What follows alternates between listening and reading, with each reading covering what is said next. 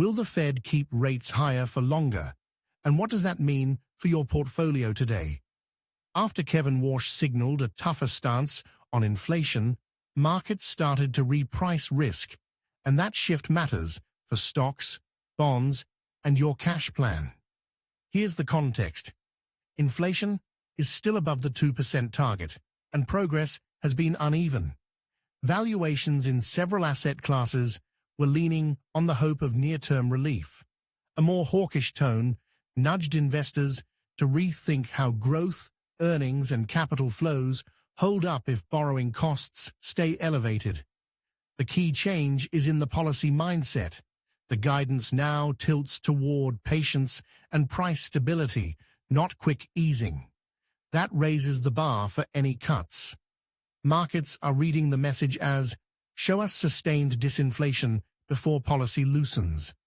Timing expectations have shifted away from imminent relief, and there is now an active risk that rates hold steady or even tighten if inflation stalls. Financial conditions could remain restrictive into corporate planning season, keeping credit costs elevated and margins under pressure. Equities are feeling the rotation.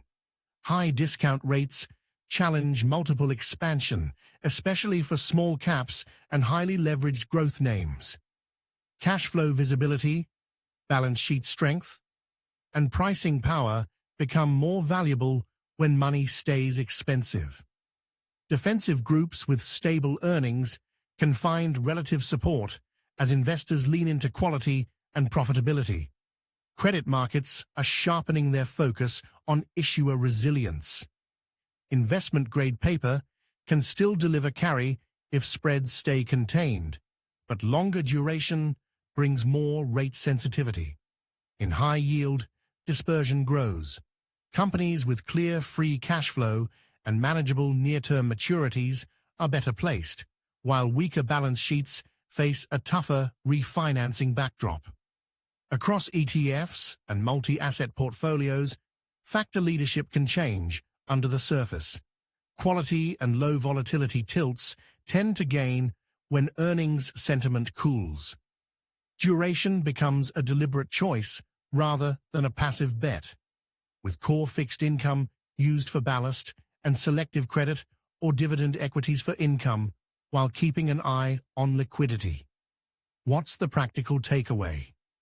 Recheck your assumptions on rate cuts and stress test your portfolio for a higher-for-longer path. Tilt toward durable cash flows and stronger balance sheets. Be selective in credit and mindful of refinancing windows. Use core bonds to stabilize risk, but manage duration consciously. Keep some dry powder so you can add on dislocations rather than sell into them. For the full analysis and actionable details, read the full article at finlitica.com